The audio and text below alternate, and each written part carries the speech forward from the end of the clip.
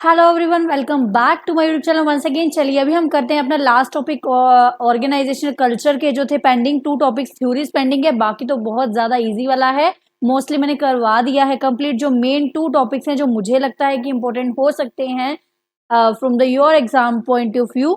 चलिए अभी हम करते हैं स्टार्ट। एक है पारिक्स कल्चरल मॉडल जिसमें ऑक्टोपस की वैल्यूज हैं OCTAPACE कल्चरल क्या कहता है। चलो देखते हैं ये जो मॉडल है ये क्या इंक्लूड करता है। ये इंक्लूड करता है ethics, values, beliefs, attitudes, norms, climate etcetera.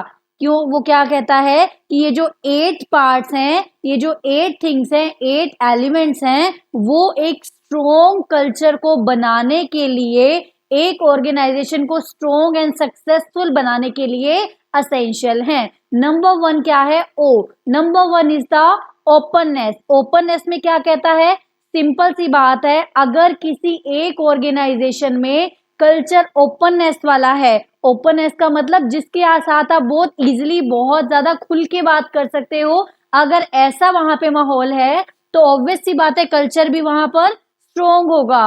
But अगर वन वे कम्युनिकेशन है, आप अपनी बात खुल के कर ही नहीं सकते हो, तो कल्चर भी वैसा हो जाएगा। देखिए ओपननेस में क्या कह रहा है?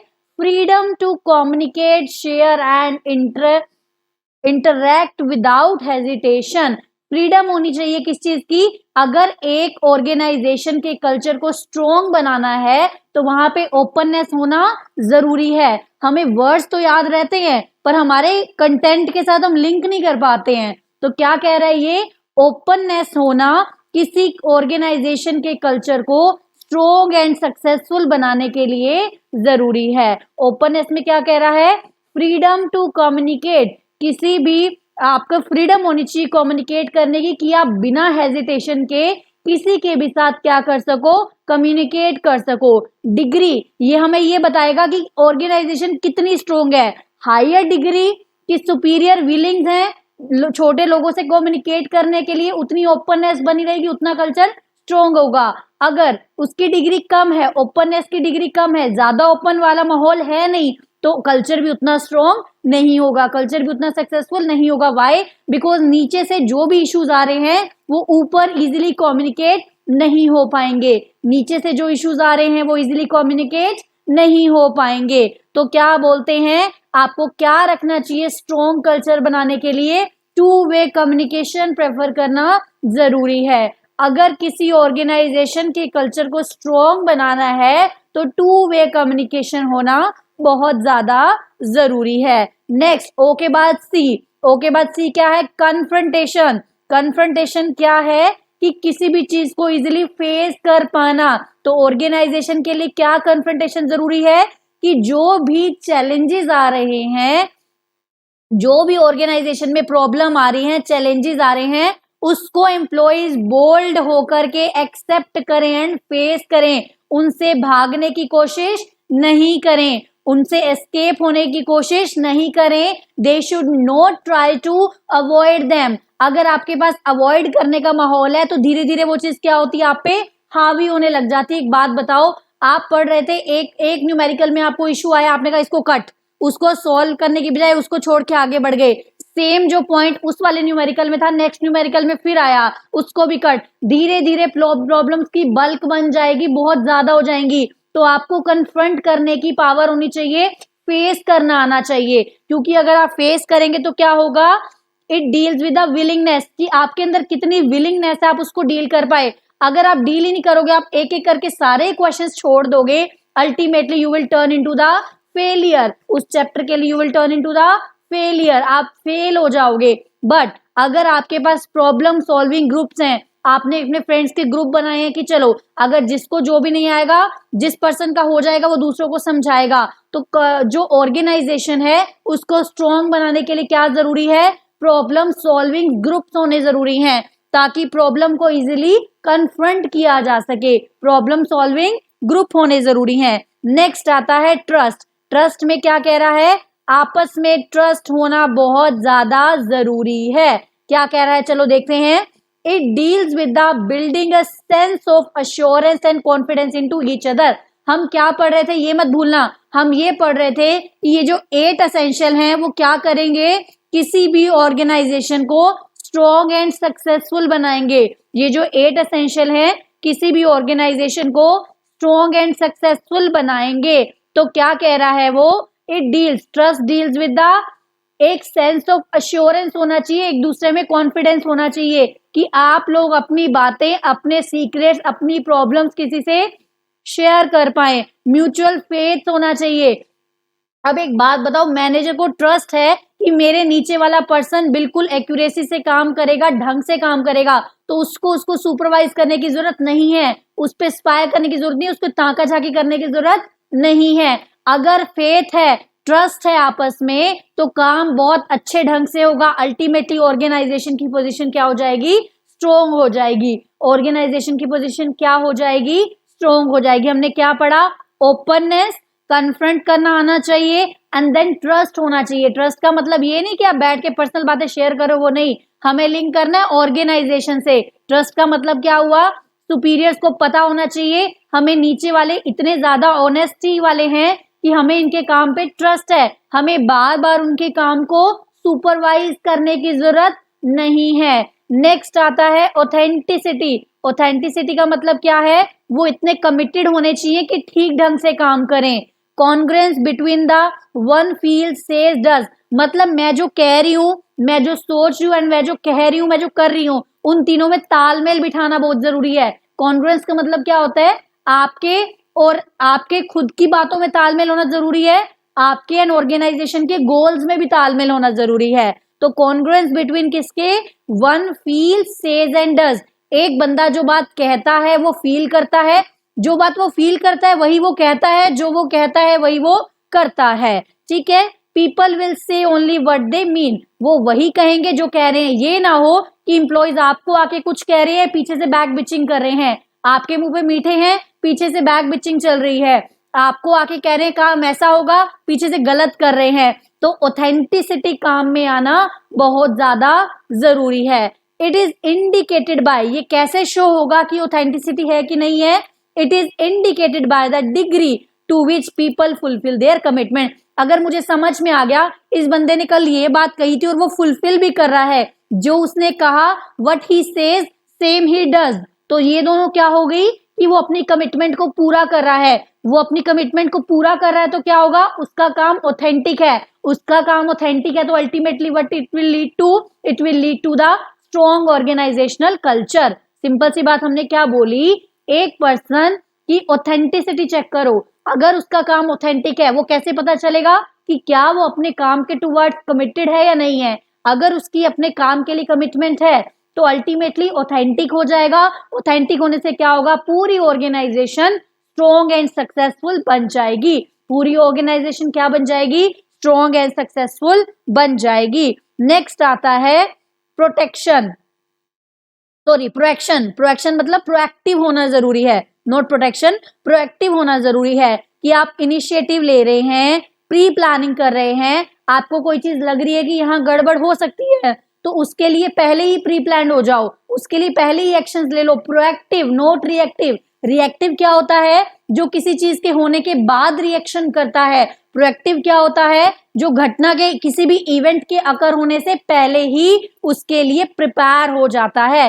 People have tendency to think in advance. अगर ऐसी आपकी ऑर्गेनाइजेशन है कि लोग क्या करते हैं, एडवांस में सोचते हैं, प्रोएक्टिव हैं, तो अल्टीमेटली आप अपनी ऑर्गेनाइजेशन को रिस्की एरिया से सेव करोगे।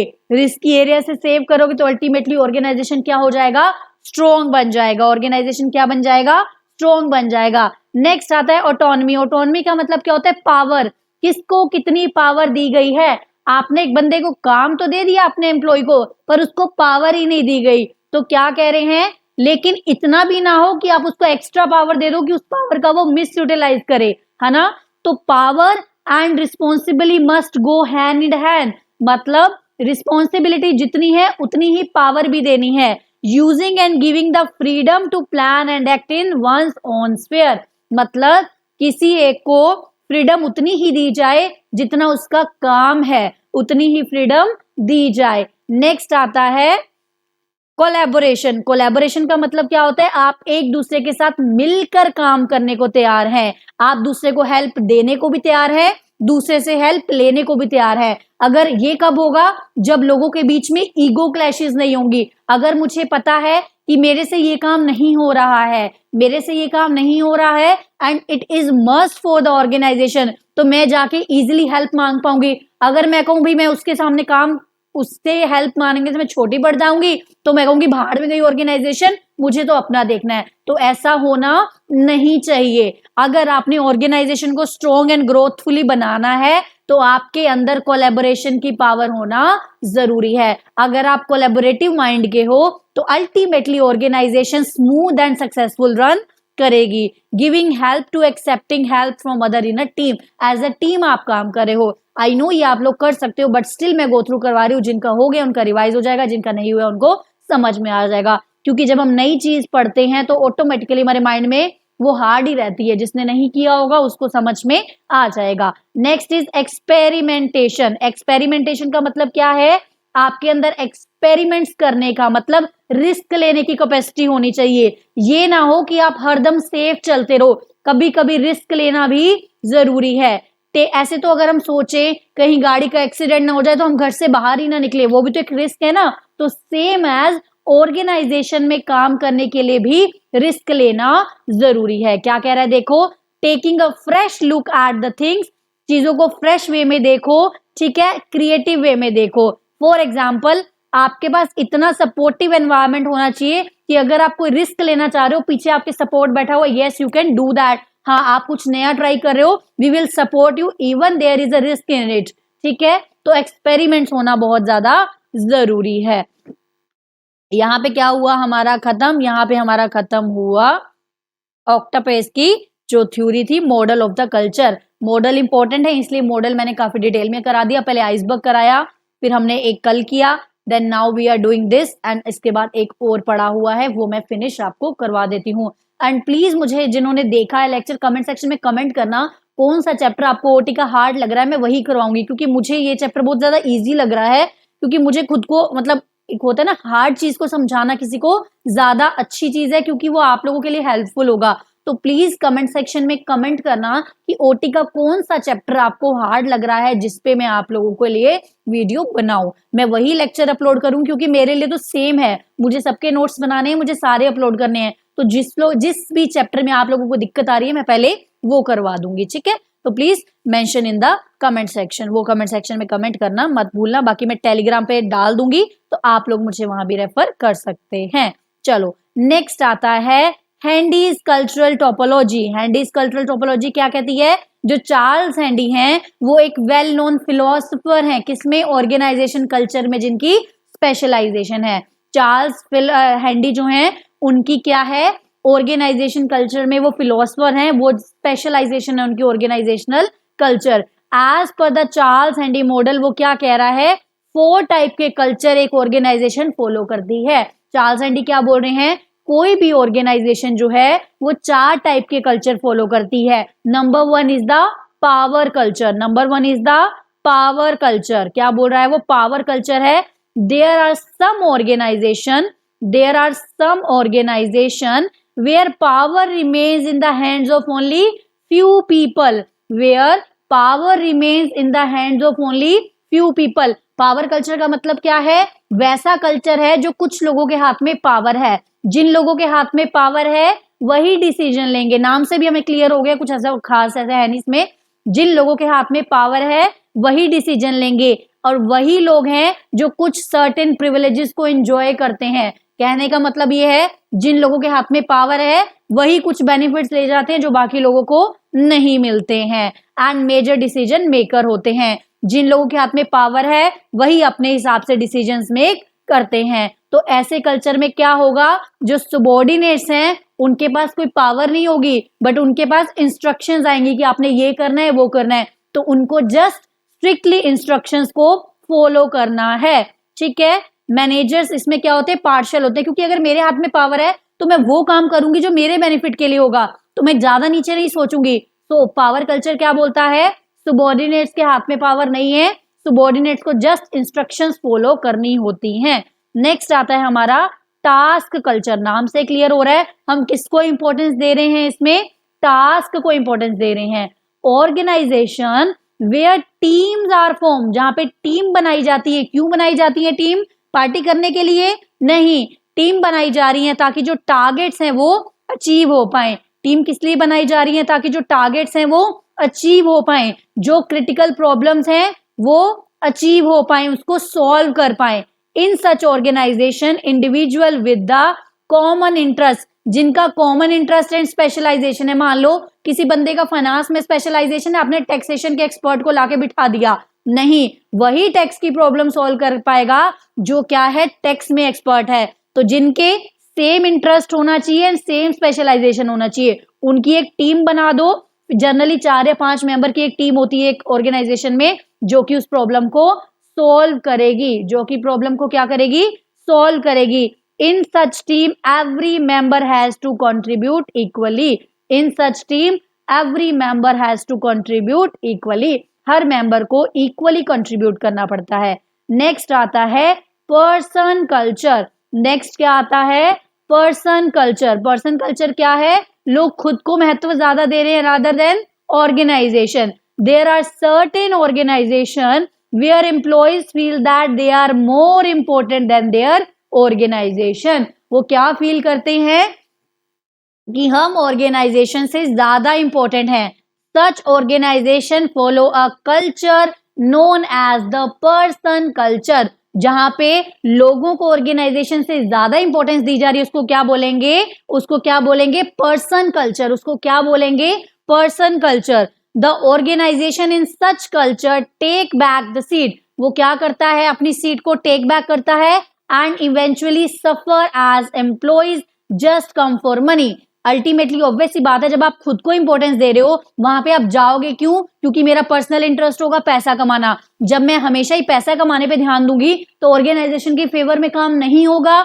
ऑर्गेनाइजेशन के फेवर में काम नहीं होगा तो क्या होगा? अल्टीमेटली लॉन्ग रन में ऑर्गेनाइजेशन को सफर करना पड़ेगा। लॉन्ग रन में ऑर्गेनाइजेशन को सफर करना पड़ेगा। नेक्स्ट आता है रोल कल्चर। रोल कल्चर क्या कहता है? रोल कल्चर एक ऐसा कल्चर है वेयर एवरी एम्प्लॉई, हर एम्प्लॉय को क्या किया जा रहा है? डेलीगेटेड रोल्स दिए जा रहे हैं। हर एम्प्लॉय को ये बोल दिया आपका इस टाइम ये रोल है, आपका मैनेजर का रोल है, आप प्रोडक्शन मैनेजर हो, आपको उस रोल में काम करना है और आपकी ये रिस्पॉन्सिबिलिटी है। और ऐसे कैसे बांटा जाएगा? एक बात बताओ, मेरी परचेजिंग पावर अच्छी है तो क्या मुझे प्रोडक्शन मैनेजर बना देंगे? नहीं, उस पर्सन को वही रोल दिया जाएगा जिसमें वो स्पेशलाइज्ड है। एजुकेशनल क्वालिफिकेशन के हिसाब से सीए को आप जाके कहोगे इंजीनियर का काम कर लो, क्या वो करेगा बेटर वे में? नहीं, कुछ भी नहीं होने वाला वहां पे। तो एजुकेशनल क्वालिफिकेशन के हिसाब से या फिर स्पेशलाइजेशन के हिसाब से होगा। In such organization people decide what best they can do. इस ऑर्गेनाइजेशन में क्या होता है? पीपल डिसाइड करते हैं कि क्या वो बेस्ट कर सकते हैं और power comes with the responsibility. Power भी रिस्पॉन्सिबिलिटी के साथ दी जाती है। ये हुए हमारे 4 कल्चर हो गए हैं। हमारी थ्योरीज ऑलमोस्ट कंप्लीट हो गई हैं सारी। And yes, please mention in the comment section next chapter आपको कौन सा चाहिए, वेदर आपको ओटी का ही चाहिए या फिर आपकी कोई स्पेसिफिक रिक्वायरमेंट है, मुझे बता दीजिएगा। क्योंकि लेक्चर तो डेली आएगा तो मैं उस हिसाब से नोट्स रात को प्रिपेयर करके अपना डिसाइड करूंगी कि मुझे कैसे करना है। चलो मिलते हैं next time. Till then bye bye. Do subscribe the channel if you have really not yet and stay connected to the channel, क्योंकि यहाँ पे बहुत सारा आपको मिलने वाला है कंटेंट। मिलते हैं नेक्स्ट टाइम, तब तक के लिए bye bye. Stay connected, stay tuned, bye bye, keep studying.